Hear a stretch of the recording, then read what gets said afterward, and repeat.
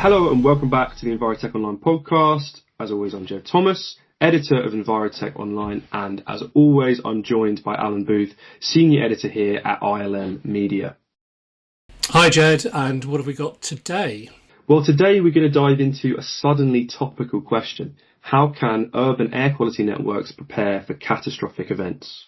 Of course, presumably this has come up in the wake of the Air India crash last month. Yeah, absolutely. I'm sure that many listeners were also massively taken aback by this story. But for those who aren't aware at the moment, on the 12th of June, Air India Flight 171 went down shortly after takeoff from Ahmedabad Airport in India, en route to Gatwick Airport in the UK.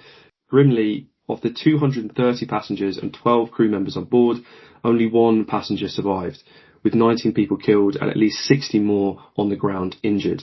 But of course, much of the news these days is horrific in this way, unfortunately. We're suddenly living, it seems, in a more chaotic and violent world. And it got me thinking about lots of the normal assumptions that professionals in environmental monitoring have when we're designing sited monitoring systems to track specific pollutants. Because most of the time, we design these systems to track only the everyday pollution events. But for many people around the world, an increasing number of people, more and more out of the ordinary catastrophic events are happening, and we're blind to the pollution effects of these events in many cases. Like, let's take urban air quality monitoring networks in particular. The Air India crash released a dense plume of smoke, likely filled with unique combustion byproducts that are likely to be toxic, but are not at all one of the parameters of your average AQ network. The question is, how well are cities equipped to measure what's actually in that smoke? Well, from the sound of it, not very well at all. Yeah, not well at all. Most urban air monitoring networks are designed for the predictable and the basic regulatory staples, things like PM2.5 particulate matter, nitrogen oxides, ozone, VOCs, volatile organic carbons. But freak events like plane crashes, industrial fires or chemical releases generate pollutants that fall completely outside of the typical scope of these networks. Think dioxins, phosgene, hydrogen cyanide, ultrafine particles, even PFAS. None of these are part of standard ambient monitoring in most cities around the world. And although these events are rare, they're likely to have a significant impact. Exactly. So when they hit, we need instruments, protocols, and communication systems that can adapt in real time to these events. So what would a prepared network look like? Firstly, it's about mobility. Fixed stations are too static for emergencies. Smoke and chemical plumes move with the wind, obviously. If your closest monitor is 2 miles upwind from an event, you're completely flying blind. The cities need rapid deployment units, mobile labs, drones and handhelds, that sort of thing, to really deal with these events. And the instruments themselves would be? Well, they'll have to go beyond the usual suspects for these networks. Things like ultrafine particle counters, lung-deposited surface area monitors, aldehyde detectors for things like formaldehyde and acrolein, and instruments capable of catching isocyanates, phosgene, or PAHs. You may even need high-volume samplers to collect material for lab analysis that you can later do with GCMS, ICP-MS. And if AFFF firefighting foam is used, as it often is in plane crashes, you've got airborne PFAS contamination to worry about too.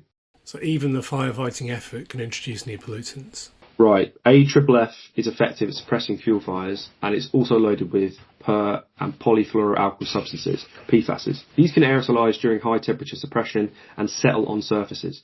In other words, the fix in lots of these events can become part of the problem later on. Well, that represents a complex chain of exposure. And unfortunately, it's just the start. Beyond outdoor air, indoor exposure is routinely ignored in these air quality networks. Usually there's monitoring ambient air outside in the streets.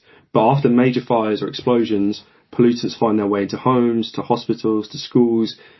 But indoor monitoring is rarely part of the emergency protocol. So obviously there are ways to stop and mitigate this exposure, like HEPA filters.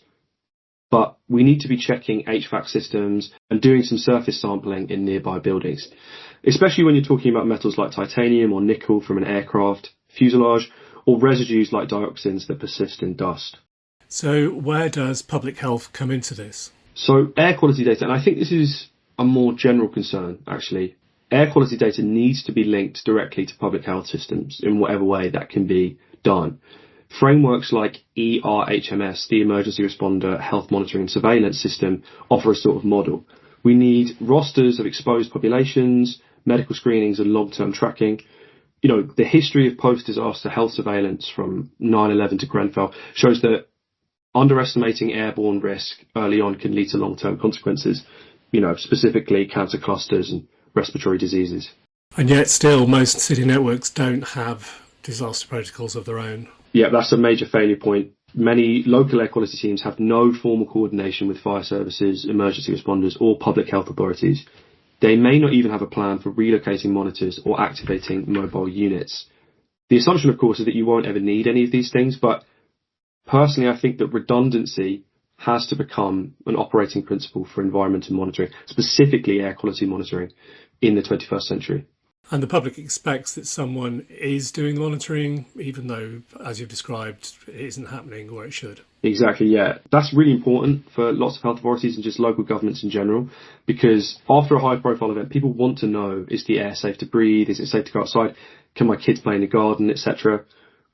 If authorities can't answer that question quickly and credibly, they lose trust. And if you then downplay the risk because you don't know what's there, and then it turns out there was exposure, you lose more than trust. Like, people become incredibly angry and resentful about the authorities that are looking after them, or supposed to be. Okay, so in an ideal world, what should cities be doing differently? Okay, so to prepare, they need to focus on three things. They need capability, coordination, and communication. Now, by capability, I mean having the instruments and the personnel that are ready for the rapid deployment of these sort of amendments to air quality networks, which includes real-time sensors, but also lab partnerships for post-incident analyses. The second thing, coordination, that means you need emergency response protocols that link air monitoring with health and local government, memoranda of understanding, chain of command clarity, that sort of thing. And lastly, communication, which is communication, you know, between different departments of local governments, but also with the public. You know, real-time dashboards with effective displays of data for different applications. And just as important, there needs to be like a culture of honesty about what's not being measured. You should never offer false reassurance and never presume that ignorance is evidence that there's nothing there. Offer facts, whatever you have, even when they're incomplete. I'm getting flashbacks to COVID right now and how the authorities dealt with telling us what the risks were in those times. Because in that situation, even if it's uncomfortable, no data can be worse than bad data. Absolutely. And I just think that professionals working in air quality, whether they're working on the instrumentation side or in the management side, need to advocate for this readiness. The technology exists, but the systems to use the technology effectively just don't exist. And I do think in a world where all sorts of disasters like this are more likely, that's a risk we just can't afford. So please, can you give me your final thoughts? Yeah, I just reiterate that last point. I suppose urban air quality networks are designed for normal conditions, but we're living in a warming, warring, and incredibly complex world where all sorts of catastrophes are like more possible. Whether it's wildfires, industrial accidents, crashes, bombing campaigns, for most of the world, the new normal is unpredictability. If we want to protect people from pollution and protect the environment, we have to prepare for what we can't predict, which means building abnormal tools and systems for our abnormal times. And if you want to explore more about the kind of tools that are available for crisis-ready air monitoring, from ultrafine particle counters to mobile labs, check out our international equipment directory on www.EnvirotechOnline.com, where you can also find daily insights into how environmental monitoring professionals can meet tomorrow's challenges. Just subscribe for free today. Yep. Thanks for listening, everyone. We'll be back soon with more on the rapidly changing world of environmental monitoring. Cheers, Jed. Goodbye from me. Take care.